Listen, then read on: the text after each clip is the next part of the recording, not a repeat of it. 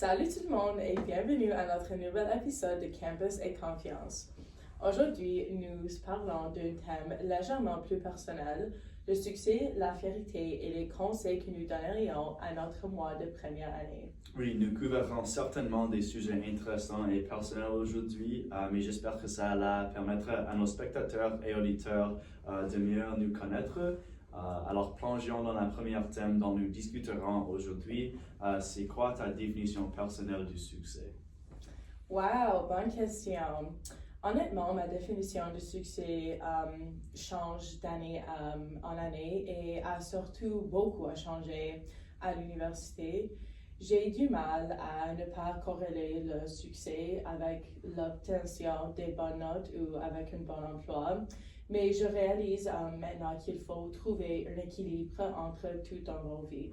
Oui, pour moi, je pense que le succès, c'est vivre une vie qui nous correspond, c'est faire des choix bénéfiques, apprendre un peu plus chaque jour et avancer à notre propre rythme.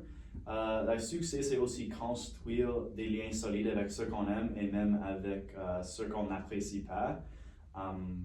La réussite n'est pas un objectif précis, c'est le sentiment d'être sur la bonne voie.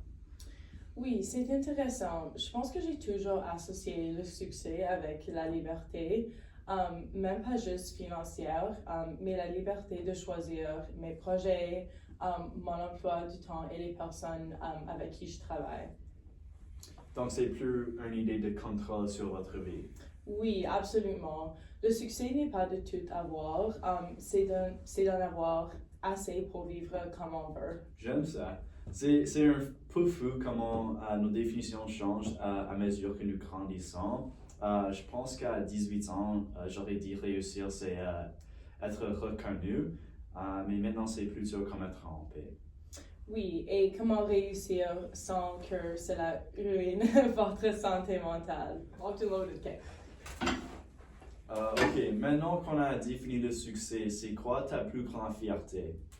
Je pense que ma plus grande réussite est certainement d'apprendre à naviguer en tant qu'adulte à l'université.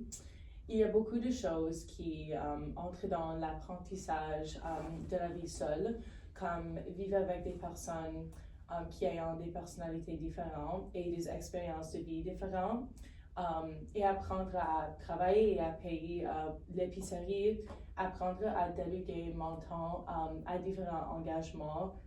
Tout cela fait partie de mon parcours ici. Oui, l'une de mes plus grandes fiertés, c'est d'être venu à l'université en général et plus particulièrement le programme du Coned. Ce n'était pas simplement une étape scolaire, c'était un rêve pour moi depuis longtemps. Alors j'ai travaillé dur pour y parvenir et recevoir des bourses d'études a vraiment confirmé que tous mes efforts avaient porté leurs fruits. Ce programme me rapproche de mon objectif d'être un enseignant au lycée. Dans le futur, j'ai hâte d'enseigner les enfants et c'est une passion pour moi depuis longtemps. Mais ce qui me touche le plus, c'est de voir la fierté dans les yeux de mes parents, savoir que leur sacrifice et leur soutien ont porté leurs fruits donne à ce succès une signification encore plus profonde. Eh bien, nous devons parler les parties que nous aimons la plus à l'université ici à Brock et celles que nous aimons la moins. Oui, la fameuse question. D'accord, je peux commencer. Ma partie préférée est toutes les personnes formidables que j'ai rencontrées ou les activités parascolaires dans lesquelles vous pouvez vous impliquer à Brock, comme les intramuraux. Et les cours sont une grande partie de l'école ici, c'est sûr, mais j'ai appris le plus sur moi-même grâce aux expériences que j'ai eues en dehors de ces cours. Oui, ces amitiés, cette implication nous rappellent que nous avons toutes les vies séparées de l'école également et que nous essayons tout simplement de passer à chaque jour. Oui, exactement. Et toi? Je dirais que ma partie préférée doit être le travail que j'ai cette année, travailler directement dans les bâtiments de résidence avec les étudiants. Alors, travailler avec les étudiants de première année a été l'expérience la plus enrichissante de ma vie et ils ont vraiment eu un impact incroyable sur ma vie. Ah, c'est génial. Et quand est-il de vos parties les moins préférées? Oh, je dirais que c'est la pression constante, pas seulement académique, mais aussi sociale, comme si vous devez réussir dans tous les domaines en même temps. Oui, l'université, c'est un mélange de grandes opportunités et de surcharge mentale. Oui, et ce qui me dérange parfois, c'est qu'il y a toujours une comparaison silencieuse entre les étudiants. Pas de compétition directe, mais je ressens toujours une pression pour mieux performer.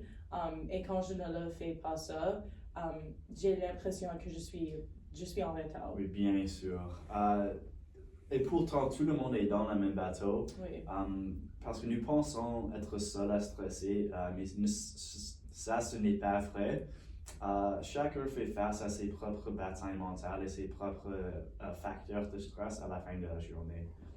Oui, c'est pourquoi j'essaie d'être responsable envers moi-même et les autres.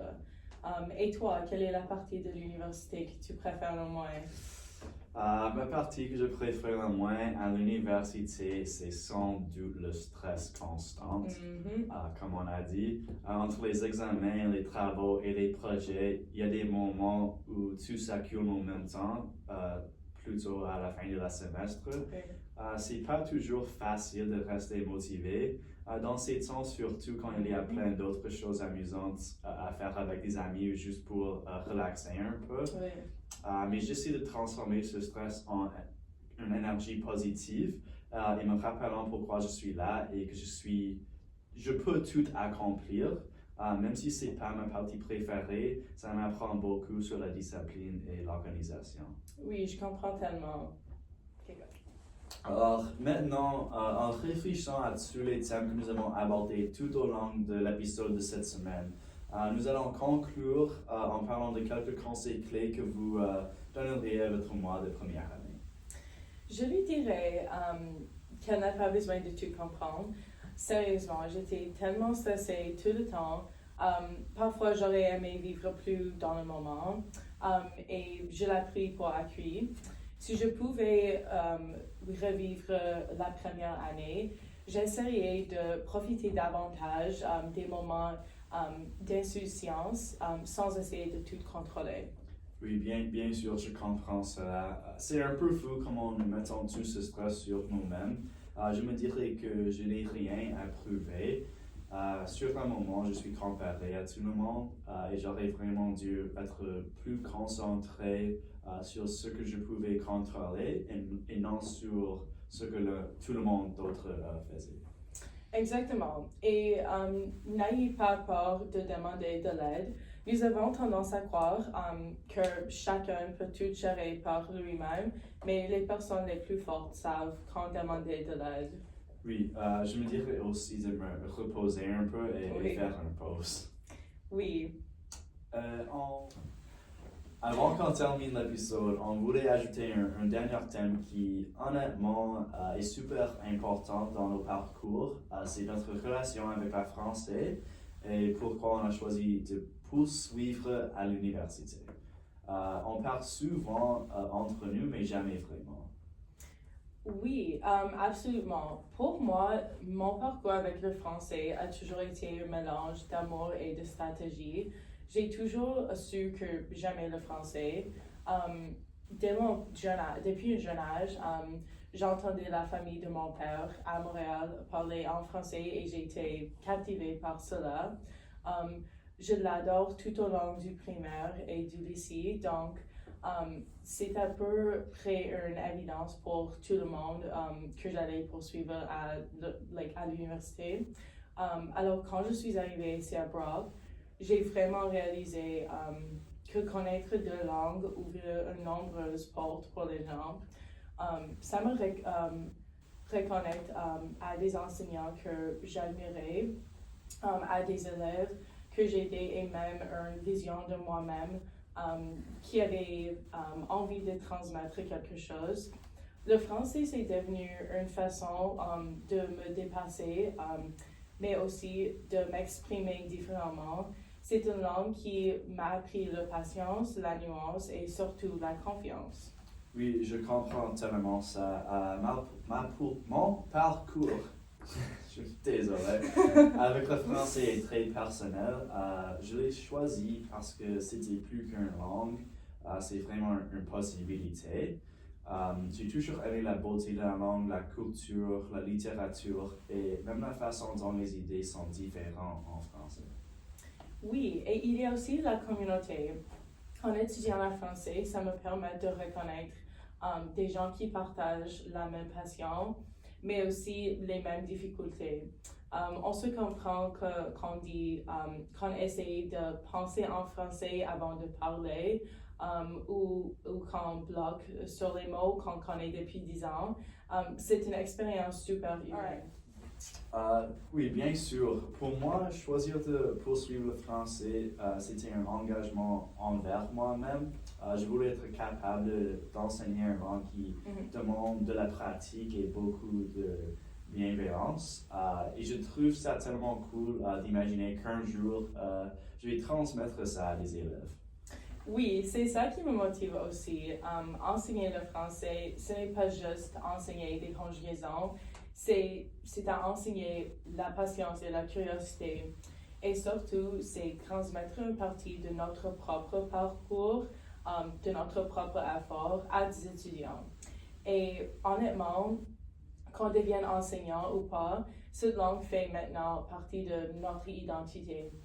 C'est une des raisons pour laquelle nous avons choisi le programme, pour qu'il nous donne autour et pourquoi nous continuons malgré les défis. Et le français, nous avons façonné.